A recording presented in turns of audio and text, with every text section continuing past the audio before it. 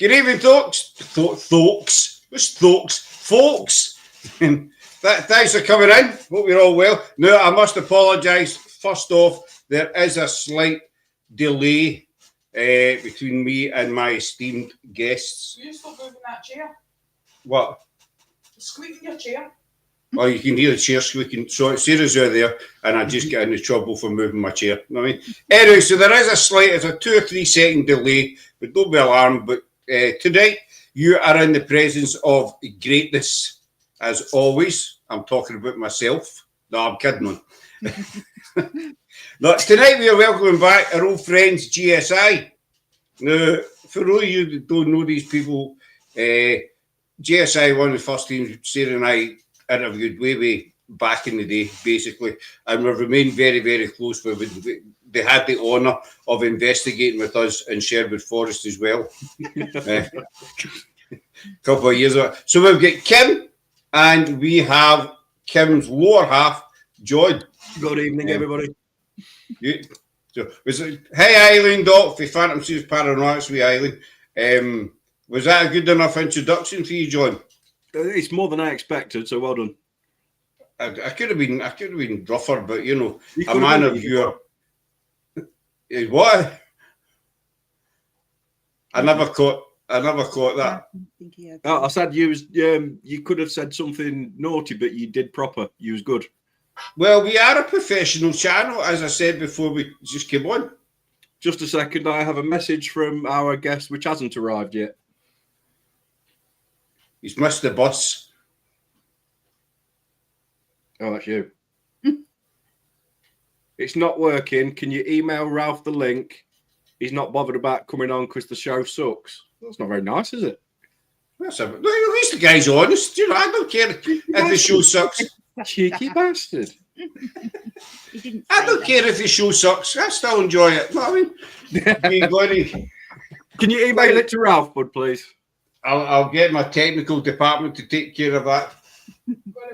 Email the link to Ralph, please. My technical department is on it just now. It shall be said. But I mean, the show sucks. Aye, don't get me right. We have done some shows that have sucked big time. You know. But anyway, enough about me. How are you two doing? Yeah, we're not too bad. Tired, but getting there. I know, yeah, John's. I'm all right, but I just seem to have come down with lurgy today. But the weather's been nice for about a week here. Then all of a sudden today it's changed, dropped. The wind's moved in, the rain's moved in again, and every time it happens, I end up with a cold. So, but I'll survive. I'll get on with it. Same here. I'm going to call it a heat wave. Your tech department, there's with Eileen. Eileen always picks on me because she knows I'm an easy target. I mean, she knows I have emotions. It's a valid message, though, Scott. That I think Sarah needs to be paid more. You think? I think so. They think you need to be paid more, B? I do. Don't you bother agreeing with me? No, our weather's been all right. It was a kind of heat wave for about 2 weeks, and we went out and spent X amount on garden furniture and stuff, and then it's doing kid in the rain. You know what I mean? Washed the car yesterday, and it rained the next day. Here's Ralph coming now. Maybe. Perhaps. Who knows? Yeah, maybe, possibly. There's a delay with you and Ralph carrying going. This is going to be a goodgin. Hey. There he is. How you doing? Good evening, Ralph. How are you? Oh, good. How you doing? I'm all right. Have you got the lurgy? No, I'm all good. And I notice there's no delay with you. It must be our internet. His internet's buggered. Isn't it? This is Ralph. He is the other founder of GSI. In case you thought it was just some random stranger popping up on the show. They would just let anybody in these days. We had that once, years ago. A guy actually stripped naked. I suppose it's cheaper than getting a ticket to the football match. Well, that's true. We don't know how we done it because it came up back then. We put the link in the title in the comments, and it came up with somebody, a friend of yours' name, so we thought it was her, popped it on, let him in, and there was a guy standing in a hallway, and he just derobed, basically. The lot, you know. There was a girl from Australia we had on, so we had to stop, we had to cut the line. Luckily, our guest saw the funny side of it, but we sat for a few seconds watching it thinking, is this happening? What's he doing? And when I say stripped, I'm talking full Monty here. Know what I'm saying? Anyway, enough of that. Yeah. So I was just saying to Johnny Kim, Ralph, that we're going to talk some paranormal tonight. No way. Hang on a minute. I've just got to check my headphones. You got to check you're on the right show, aye? Yeah. There's your Laura. Evening, dear. Hello, Laura. Oh, John was quite surprised as well. was he? Yeah, no. I just like to mix it up a bit because I think talking about paranormal, every single show just gets monotonous. Basically, you're as well going to sweep in the path. Do you know what I'm saying? So I like to sort of surprise people and keep people on edge, sort of thing. Does that sound convincing? No. No. Well, I've got some questions for you, the right, Ralph. This is John Kim. I've been asking them in the last few shows, and I like to get everybody's different because everybody's got a different opinion, obviously. And so I like to get you guys' opinion on it. The first one is: what's the best way to cook rice? The best way to cook rice is get a rice cooker for the microwave. Yeah, employ a kitchen woman or get married. Right. Sexist, Ralph. But- Sexist. I know. It should be kitchen person.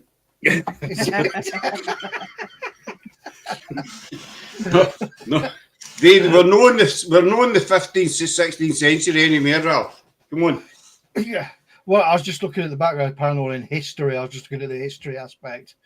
You just try to drop a wee bit of history and nostalgia Yeah, in. that's it. Aye. Yeah. Aye, don't bother. It's not working, is it? No, it's not working. It's working as good as me staying on paranormal subject for more than 30 minutes. Anyway, what have you been up to, Ralph? Not a lot. Same old. Work, research, getting stuff ready already for Paraflix and that, really. That's right. How's Paraflix going, actually, before I get into the questionnaire? Paraflix has paused momentarily, hasn't it, really, John, because of the weather?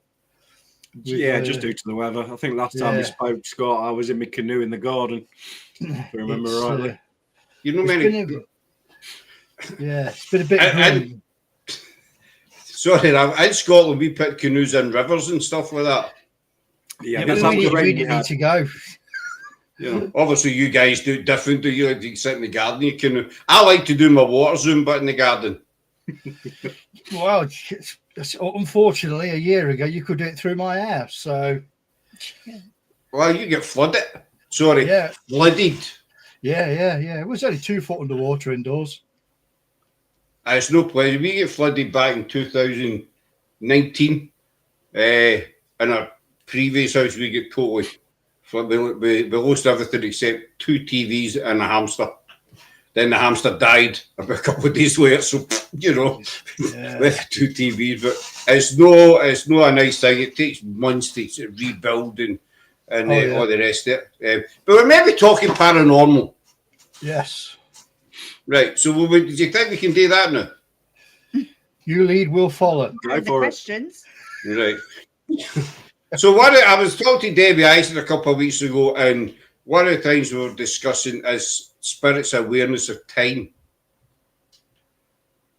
Now, people have always said that spirit don't, see time, perceive time the same way as we do, which is fair enough. So I was basically my question was, and I'll try and make it simple because I confused myself when I was asking it, and it was my bloody question. You know what I'm saying?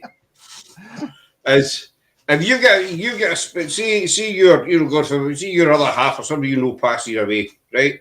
And then they come to your house basically, and they see you standing in the kitchen, right? And then they turn round and they see you standing and sitting in the living room, shall we say?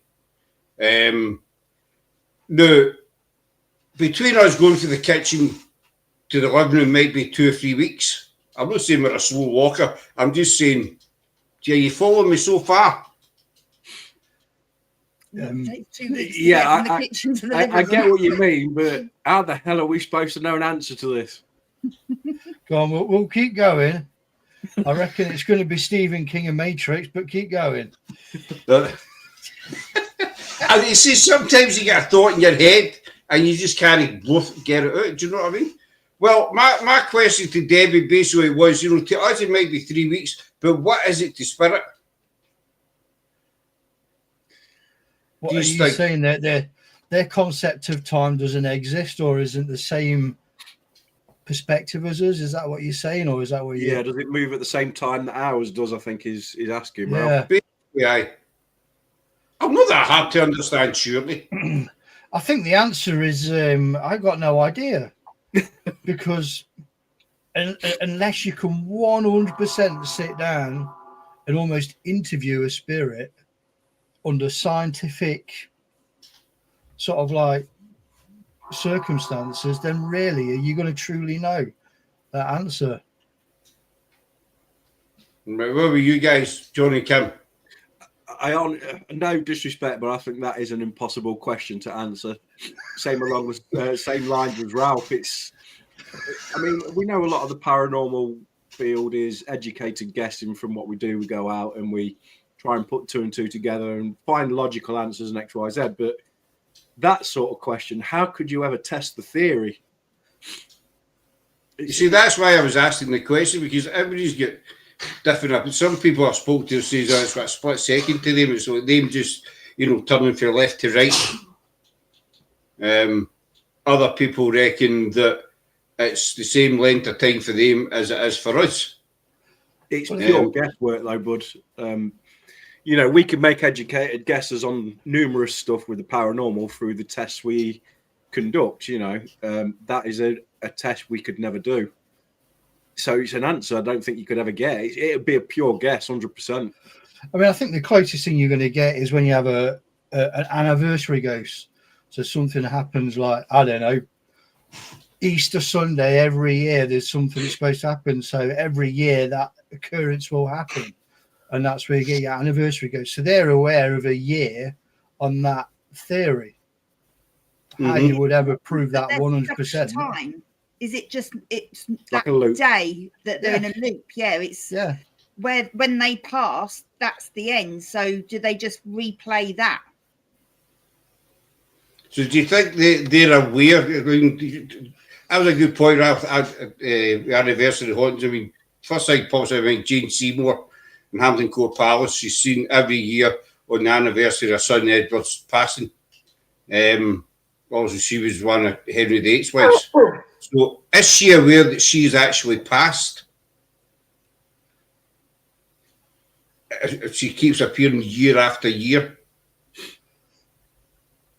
I don't know. Again, it's a good question, and it's something that you wouldn't 100% again be able to answer unless you spoke to that specific spirit under the right controlled circumstances. Really, as far as they're concerned, their appearance is to do with that devastating loss, and they keep coming back because that's their link. That's the strongest time of their emotional content drew them to that point of time. So I think we're going to lose John, by the way. He's not looking too healthy up there, is he? I'm all right, mate. I did say, Ralph, before you came on, if he dies on the show, that'd be sensational viewing figures. It beat your stripper, wouldn't it? It would. I would outright beat the stripper. The only shame is you can only do it once. Well, yeah, this is it. Yeah, that's do you? Might be another party trick we can do. That might be another question. I can see. We're going to talk. she does this quite a bit. This multi-dimensional strata. We did a show months ago, and we were talking about our investigation we did at Lloyd and Kirk, where we got asked, "Are yous ghosts?" in a clear sentence, and we'd never been asked that before at all.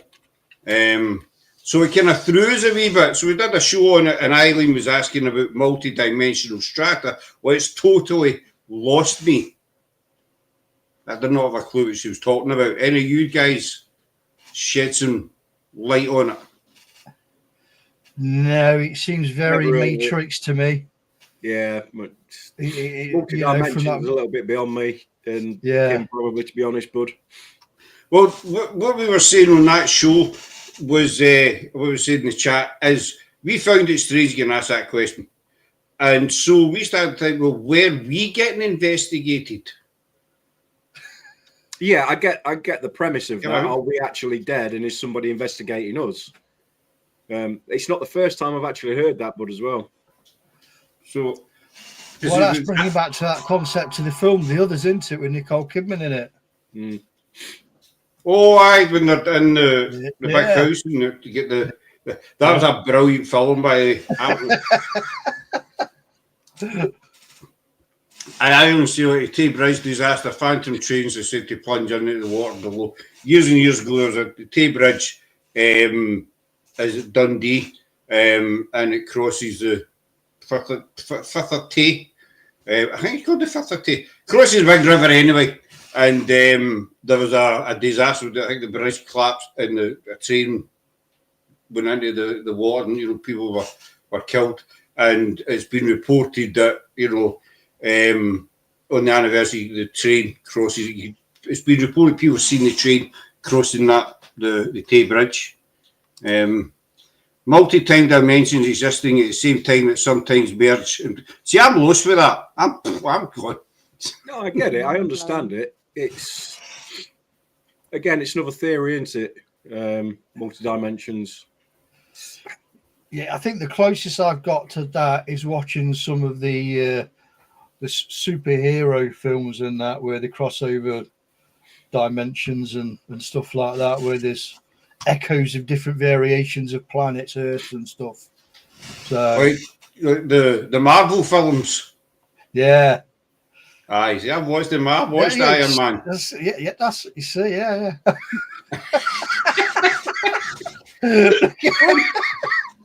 I know this is maybe a bit paranoid. We're not going to talk about Marvel films. No.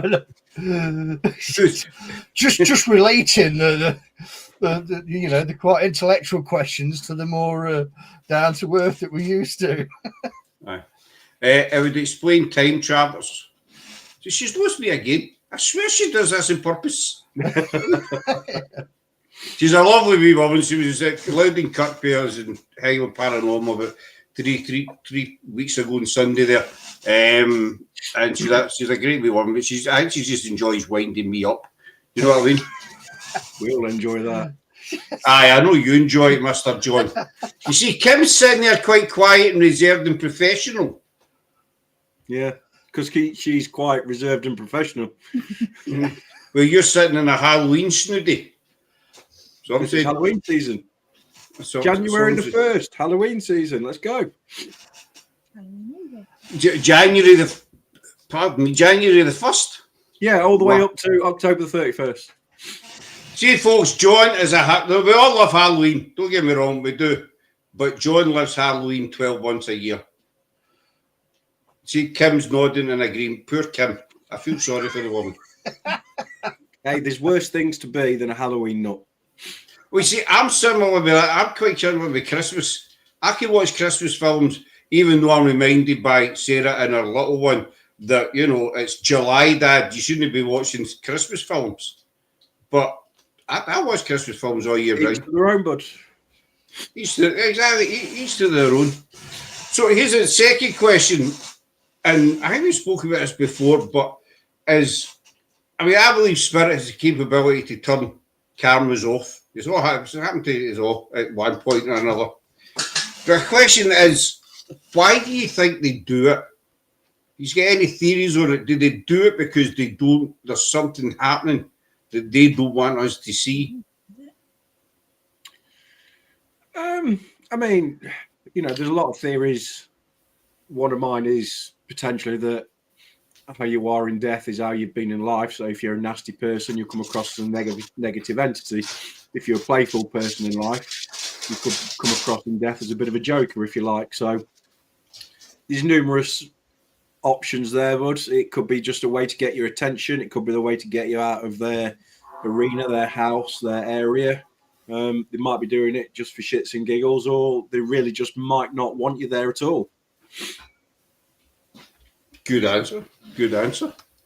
I was saying energy drain or just mischief, but mischief making. What about you, Kim? Go bring you into the conversation, though. Yeah, I think a lot of the time it could be that they're just trying to get energy, and they're using the equipment for energy to communicate and that. So, like when they drain the batteries and things and switch the cameras off, it could be down to the energy side. So the thing I actually mean is, I spoke to you about this, John. We did the Ivy House, had a camera down the stairs. Everybody was upstairs. I put a fresh battery in the camera, went upstairs, came back down about 10 minutes later, camera was off. Mm-hmm. Nobody had been in that room. And then a few minutes later, the camera came back on and the light came back on. Nobody had touched it. And so I was started thinking, well, who turned it off?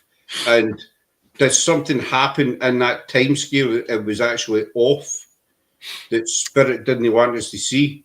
Well, I think I told you last time when myself, Ralph, and my stepson James went to East Drive, we had two cameras positioned where supposedly the most of the activity was being recorded.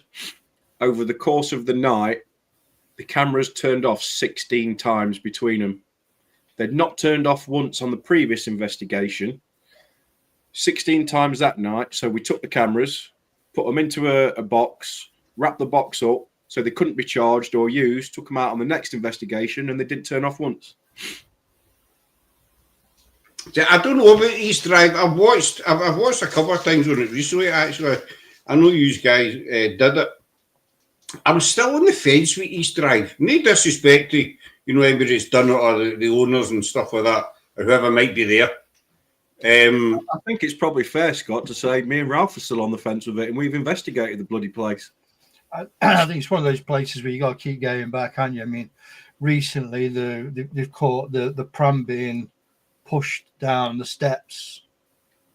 That put a pram at the top of the steps, and it was seen it as potentially the best poltergeist activity caught on camera. I don't know. See, I've spoken to a few people that have investigated and said, nothing happened. Which we all know, you get nights like that. As Irene saying, East Drive was flat for me. Scariest thing was Carol. Yeah. Oh, we had a good chat with Carol. Is she a bit of a battle axe, like? I guess a little bit, but she's also quite an eccentric. I mean, she was very knowledgeable. She was a nice enough person, but yeah, she's a little bit eccentric, maybe is the right word. Yeah, she deserved a full-on interview herself. Yeah. What about her house? Well, she used to get some stuff, she said, and then she moved her wardrobe to stop the spirits coming through. But yeah, she's not really got anything. But yeah, she had a wardrobe on the side of the room, so the wall that backed onto 30 East Drive, they moved the wardrobe round again, so that wardrobe was on that dividing wall, and it seems to have put enough of a barrier to stop the spirits coming through. So, but other than that, I don't think anything bleeds out, so to speak. Well, she told us that before the houses were built, that estate, apparently the portal what comes in and out, there's one in her house and there's one in East Drive, both of them located at the bottom of the stairs. And so she said it was where witches were burned before the estate was built, in the 1800s or whenever it was when we had the witch burnings. And some of the witches cursed the land. And that's why that particular area is so heavily haunted, apparently. That was her story anyway. There's, I mean, you get the story of the monk as well. Yeah, the Black Monk, yeah. But- Again, I mean, we can honestly say we didn't see any evidence of that at all. We both come away saying there's definitely something in the house. As to what it was, it had more questions than answers by the time we left. Aye, it's with the Ivy House. You know, we did the Ivy. I think you guys have done the Ivy House as well. Am I Twice. right? Yeah, yeah. I mean, we'd watched all this, you know, before we went. I'd watched a few things. I even seen she makes a tidy some selling trillions of wee haunted dolls these days. Is that Carol? I'm assuming that's Carol.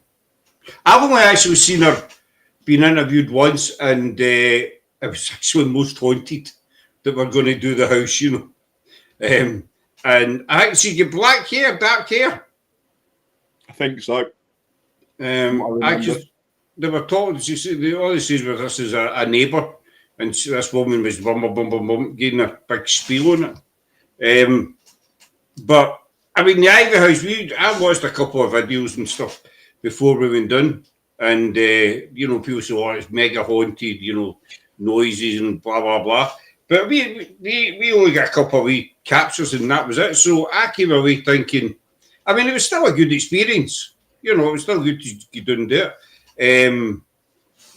That was that was the one that they were talking to. But I came away thinking, well, did we just go on the wrong night? Possibly. We've been numerous places, but probably 50% of our investigations, when we've gone back for a second time, it's always been more active.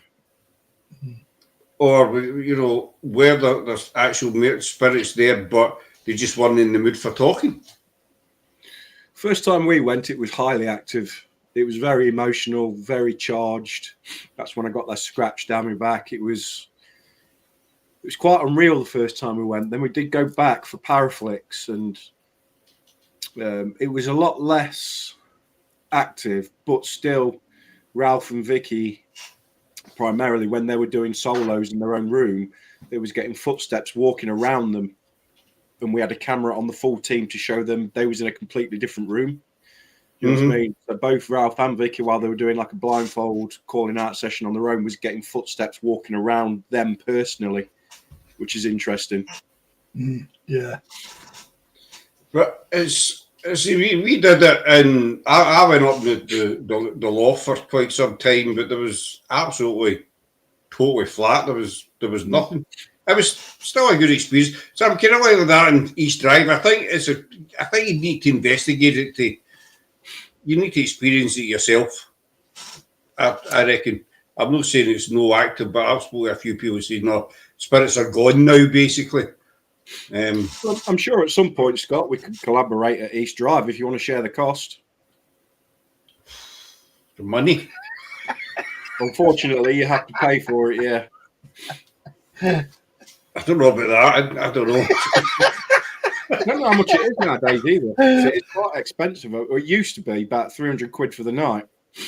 I'm tight-fisted. I'm big fussed. I grudge the pound you need to put in the chocolate B&M, even though you get it back. I grudge that.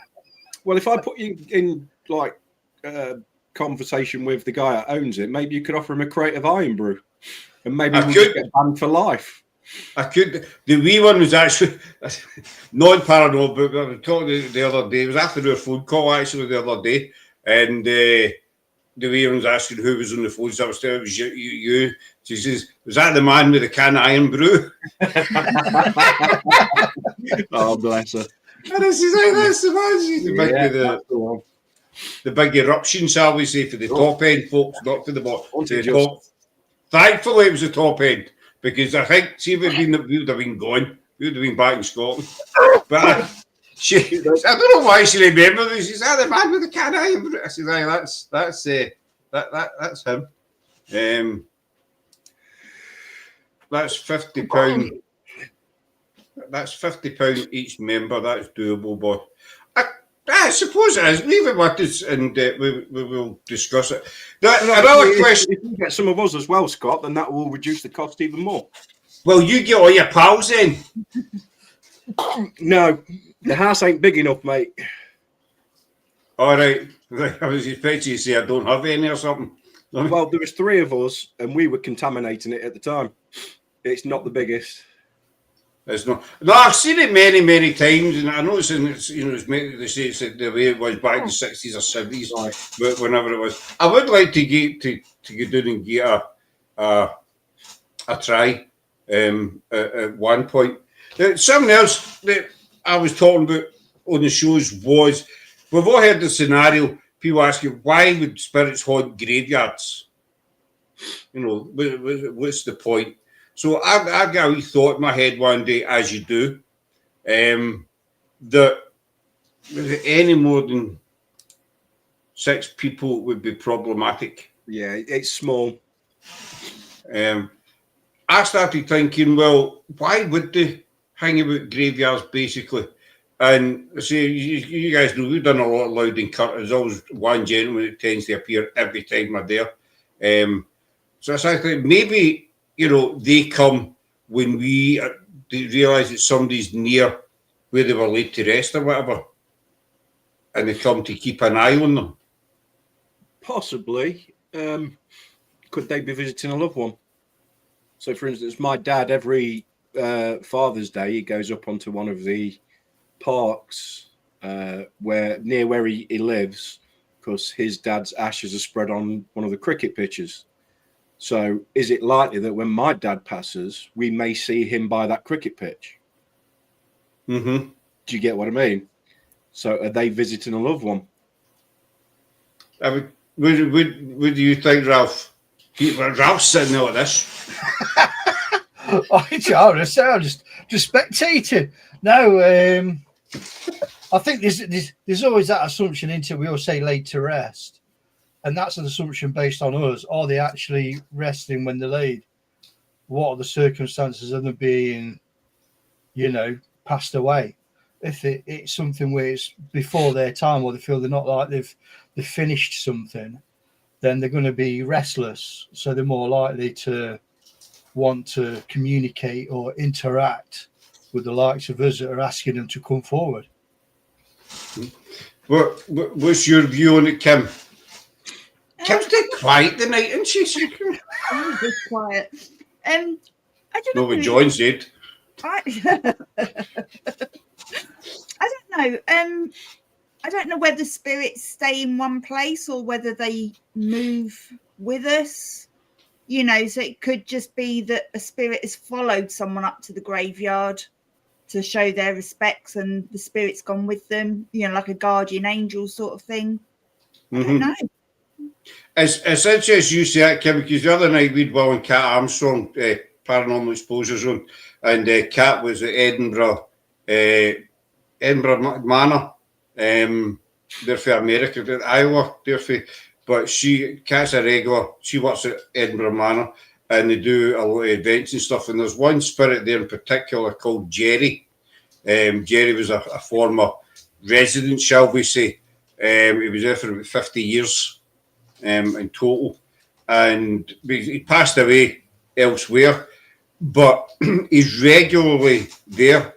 And they've done loads of investigations. Jerry always shows up, so he's a bit of a joker, and he loved David David Crockett, the guy with the raccoon hat, and he loved him. And so, but then Kat says there was one time for about 3 weeks that it was just not there. You know, they've done a few investigations. Sometimes you don't even need to investigate; they just know that he's there. And so he says 3 weeks we were wondering, has he finally gone? So I started to ask the Cat, where do you think he was? Where do you think he went for the 3 weeks? You know, I mean, I know this touches on the awareness thing again, but would he go elsewhere? You know, and I guess that applies to all spirits. Yeah, my dad passed away in January, and although I've not personally sensed him, I'd like to think that he's looking over my mum where she lives and myself here. So he's got to pass between the two places. So yeah, I'd like to think that they do move around. Well, when we investigated Hellfire Caves, one of the spirits that came through Suki, she was killed in the caves, so she visits and haunts there. But she's also seen in the village at a pub that she used to work at. And that's clarified by one of the historians there. So for me, that's almost proof that yes, they do. What would you think, Ralph? Yeah, again, I think if you take it on the concept, like if you was to turn around and say, where does so and so live? In your mind's eye, you're picturing the roads, the places that you travel, and that's all the spirit's doing. You know, yeah, so it knows where a family member lives, so it goes there and it knows where it works. So their mind's eye is going to take them down that route. So there's nothing to turn around and say that potentially everything between those 2 points, that at some point that spirit may have been seen or the presence may have been felt in passing, because that's the journey they would have traveled. They wouldn't just teleport to those areas. I've got a question for Laura. I'll start your question up in a minute, though. Here's one that pickled my brain. Now, it doesn't take a lot to do that, as you guys know. You know, you're not meant to agree with me in that one. You're meant to say, no, you know.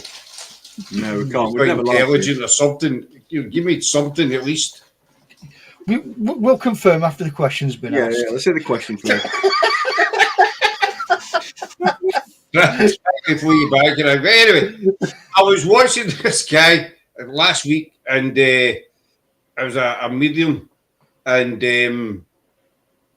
he was saying that, you know, when you're in spirit, according to this guy, maybe a load of bollocks, I don't know, but you can see 2 or 3 different places. You can see as many places as you want. He says 2 or 3 at the same time. Just when Kim says that, you know, somebody being spotted one place and another place. So this guy was basically saying when we passed, we were able to watch different locations at the same time. Okay. What do you guys think about that? Because that kind of, my head just went bang, you know, basically. Well, obviously, it's only conjecture and guesswork. He would never know that. A lot of it's based on theory and I guess what you want to believe. I guess it's plausible, it's possible, but it's also, I guess, not possible. There's only one way we'll find out, and that's when you punch your ticket, I think. Ask me then, I'll be able to tell you. Right, once you pop it, which Yeah. I don't think it's going to be in the next 25 minutes. Might be. Stop sneezing for now. So. No, you're getting a wee bit of colour back. I mean, you know, 5-10 minutes in, I thought, going to have a good one here, he's off. But when somebody starts breathing again, you're disappointed, do you know what I mean? The person that was talking to you about that, if he said, this is my opinion, this is what I believe, that's one thing. But the way you put it across there, Scott, is he was adamant he knows that this is the way it is. And the first thing I'd ask him is, how do you know that? See, the thing that's jumped into my mind when the guy was talking about this, I was on YouTube, was, you know, say I'm a spirit, you know, and say that what he's saying is true. How do we actually see that? Is it going to be like, you know, would it be like kind of split screen effect, or, you know, I'm starting to think, how could that even be possible? It's almost like remote viewing is what he's saying, isn't it? It's almost like you're sitting in front of a set of CCTV. So, yeah, remote viewing. But at the same time, they used to bury spirits that had, say, got shady backgrounds at crossroads, so they couldn't find their way home. I've heard that one before. So if it's a possibility of a spirit being in more than one place at a time, why would they do that? That's true. I've heard that before, burying, you know, a bad guy at crossroads so he didn't know which way to go and all that kind of stuff. But then you see, is that just legend? Was it made up with somebody? Same as used to bury witches upside down so they couldn't dig their way back out. Yeah. You know, big stones on top of their graves. Here's Laura's question for you guys, and I'm interested to find your answer as well, since it's a place that's so dear to my heart. Sorry, John, heart. Okay, yeah. Anywhere in Scotland, where would you go to investigate and why? It's a tricky one. I've got two. Always Obviously- good with Merton. It's got to be awkward, isn't it? Obviously, Edinburgh Castle. Be a good one, I think. The history behind it. And weirdly enough, Loch Ness in Inverness. Right. Apparently there's, It's not for the monster, is it? well, no, but there are documented facts that obviously something does live in the loch, and that it's almost like it's not a mutagen as possible, but it's an overgrown. It could be something like an anguilla eel or something like that. But due to pollution and things like that, it makes them grow a little bit bigger and a little bit more savage. So they end up attacking humans and things like that. So apparently there's documented evidence of bodies and attacks and things to do with that around the loch area. And I'd like to see if I could shed any light on it, really. Go and see if I could sense anything. You know, I don't know how true it is, but apparently something to do with William Wallace is related to it. To the Loch Ness Monster? No, to the loch itself. Oh, to the monster. Hold on. I know you're doing the Wallace Trail, but that's a new one to me. Not to the monster, no. You need to explain yourself. You need to speak in Scottish, not English, remember. Know what I mean? Was it? Loch Ness is a marine-fed body of deep water mutant sea life. See, Loch Ness is fascinating. I've been in Loch Ness thousands of times. I've swam in it as well a few times. Never seen anything, but I know there are documentary reports of scientists getting up and the sonar readings or whatever it is, and they've picked up something in the water, but they've never been able to. They say it's not been fish or anything like that, but we don't know what it is. And as I say, it's very, very deep, and it actually said to join up to the sea. Yeah. But then another question is, if there is something in there, we'll call it about Nessie for talking's sake. The story dates back hundreds of years. Yeah. I think it goes back to the 1100s or something like that. We're talking about hundreds of years. So you think, well, this thing can't be that old. And if there is something, is it an ancestor maybe of, I don't know, the original?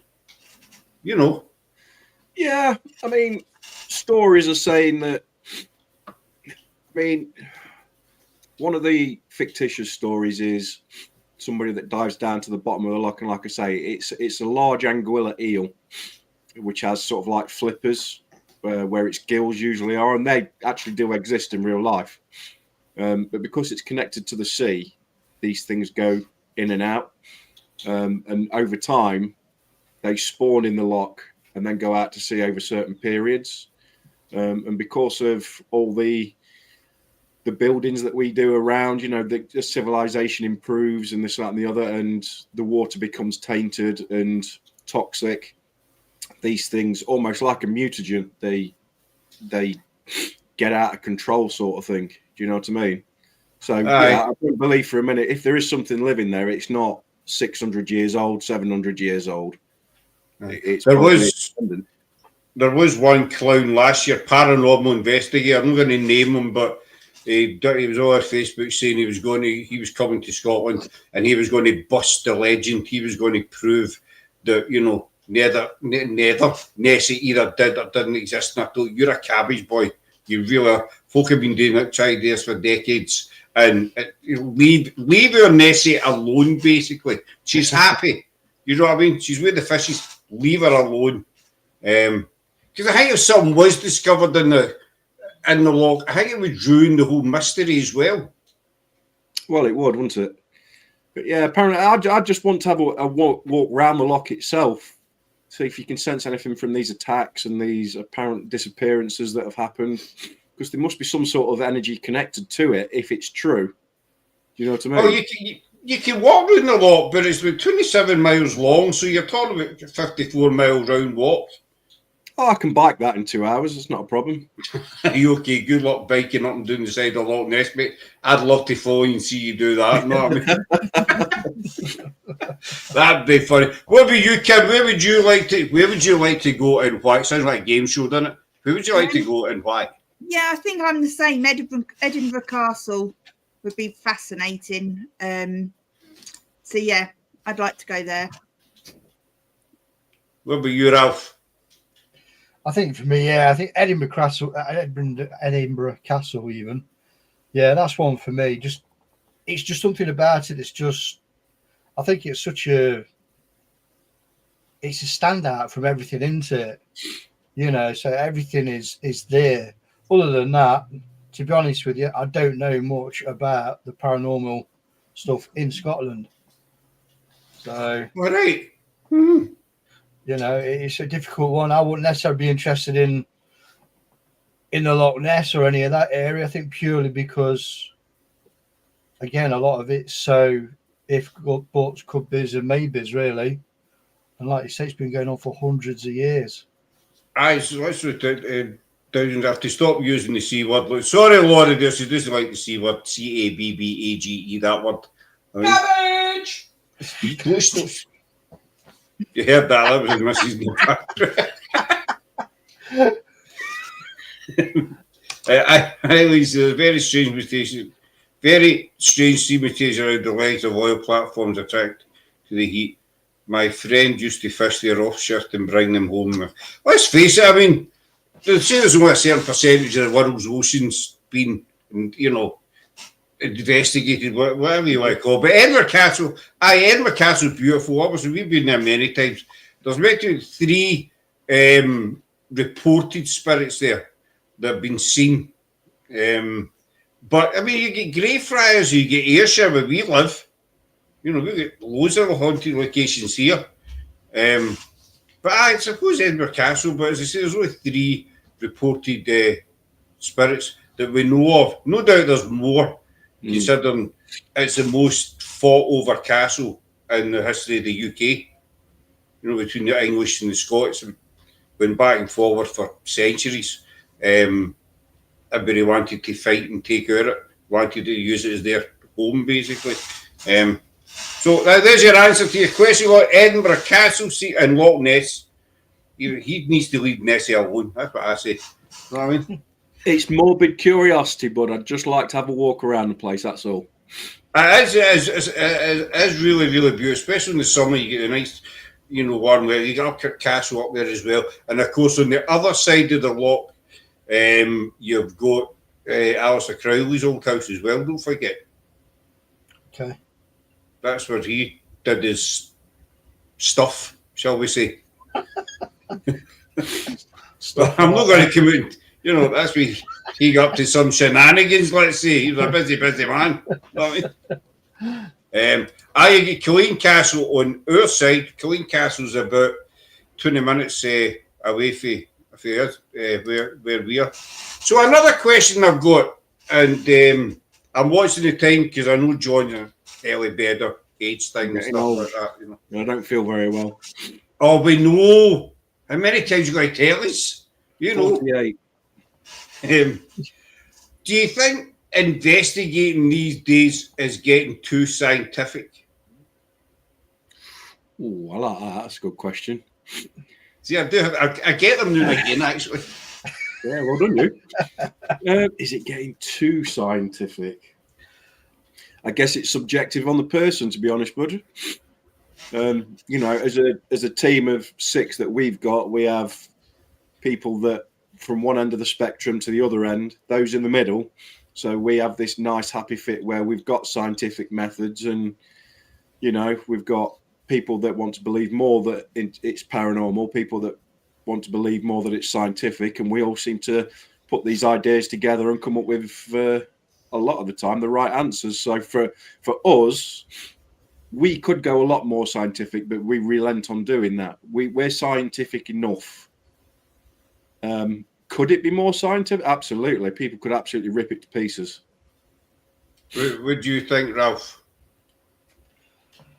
I think I think the reason that people are trying to want to do it more scientific is so they haven't got to become under the spyglass and that of the debunkers that's out there. So I think what we've got to remember is we're using scientific, or we're using tools that's been designed from a science perspective, but they're not actually for the purpose they've been made for.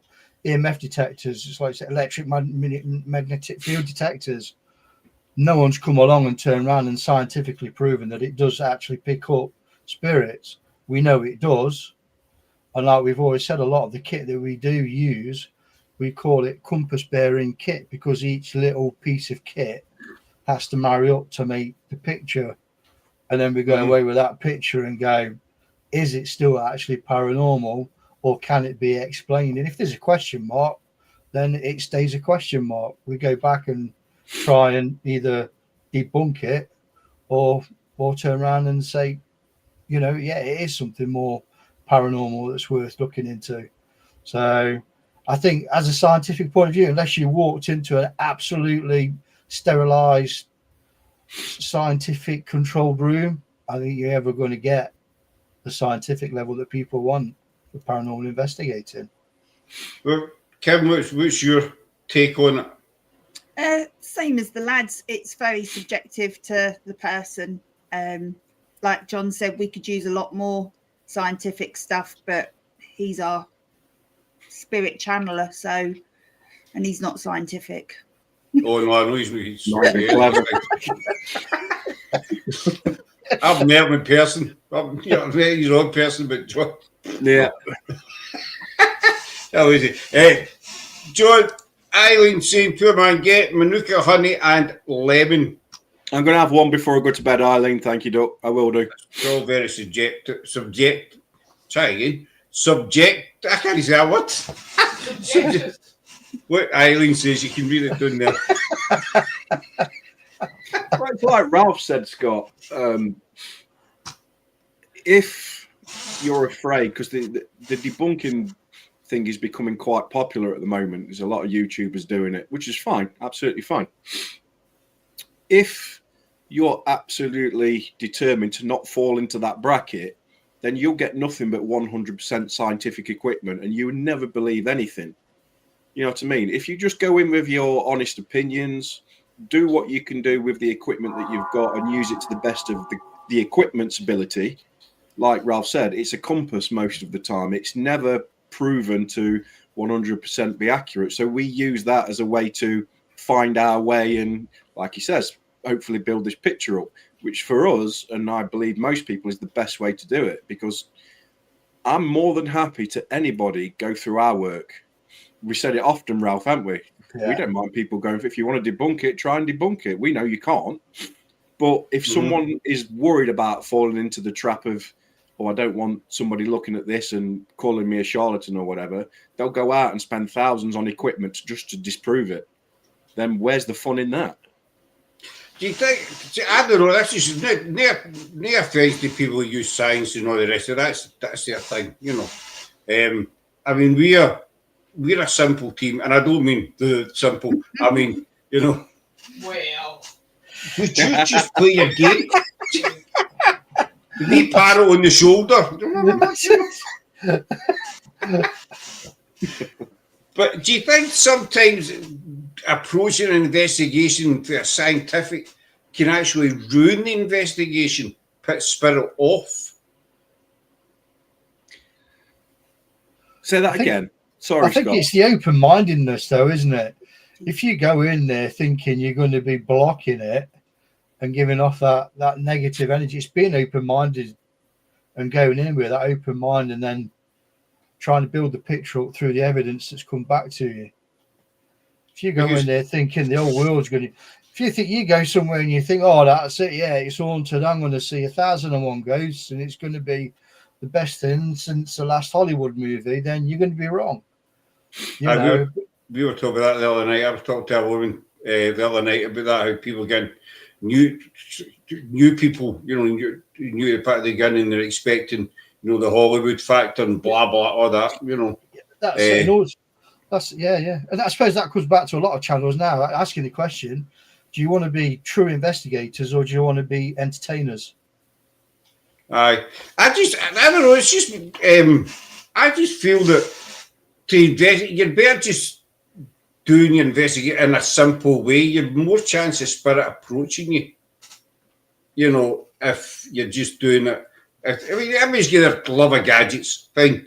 We don't use a lot of them. I use the cat balls, K2 meter, a couple of REM pods. I tried ping pong balls. That didn't work. But who's to say it'll not work in the future? Just stuff, basic stuff like that. I've watched teams that are good. As I said the other night on the show, they look like they're going to war with Iraq. The amount of stuff they carry with them. Do you know what I mean? And they go and they've got the backpack and all the bits coming out the cap and it, you know, and they get diddly squat, which is really quite funny. They go to all that trouble and they get nothing. I think that's fun. You know what I mean? I always say there has to be an element of open-minded passion for paranormal, or it would be too soulless. You can be skeptical all you want, which is fine. Be skeptical, but you've got to be prepared to have your mind or your thought process changed if you're presented with the evidence. Otherwise, there's no point in turning up to have a look at it.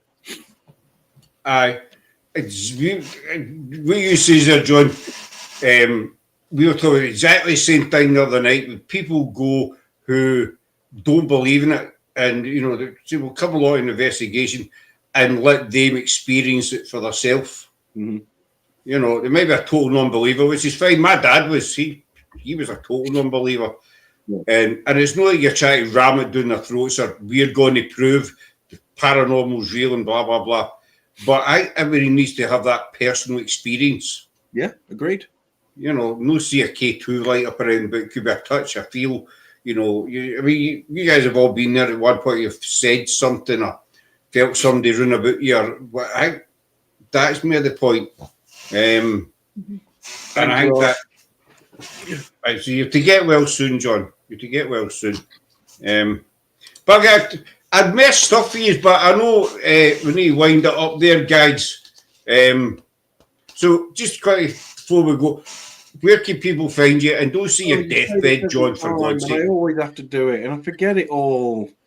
Right, hang on. You're one of the gaffers. How can you forget it? Kim, where can people find you? Ralph, third time a charm. Go on, son. John does all of that. I'm going to put the pressure back to John. Right, it's Instagram, GSI Paranormal IG, YouTube, Ghost Sighting Investigators, Facebook, GSI Paranormal Events, something on TikTok, I ain't got a clue, and Paraflix, www.paraflix.co.uk. On the checkout, put GSI 10 and you'll get a nice healthy discount, and you can watch all 5 series of our TV show. How's that? That's brilliant. How long have you been doing this, John? You just hurt my head now, though. I've been doing it probably a bit too long. And every time it's a case of, where can people find us? So, I mean, just before we go, Eileen made a good point, and I can relate to this one. My dad thought it was all a load of poop, but he has given me proof positive sometime after. See, my dad was with that as well. When my dad got diagnosed with cancer, he was like, that's it, time's up. I said, oh, no, you'll still be kicking about even after you pop it. He said, no, once you die, that's it, son. Lights out, nothing, you're gone. But I must have been, I don't know, 4 or 5 years after he passed. I went to see him and I get proof positive that he was still kicking about. So I can relate to what, Eileen's saying. A lot of people just don't believe it. And I say, that's their perspective, whatever you want to call it, I don't know. But we're going to wind it up there, folks, because this guy needs to get to his bed because he's very, very, very ill. One more question. This is for Kim. And Ralph as well, actually. See, when he's no well, does he play up on it? No. Damn it. He lets you know on investigations, though. Yeah. Everyone knows he's ill because his sneezes are so loud. He over dramatizes all of that normally. He's being quite quite subtle at the moment. Yeah, look. But yeah, most of Eastwood can hear him when he sneezes and coughs and everything normally, but he keeps going. Thank you, Eileen. That's Eileen, though. He's a soldier, you mean? He soldiers on.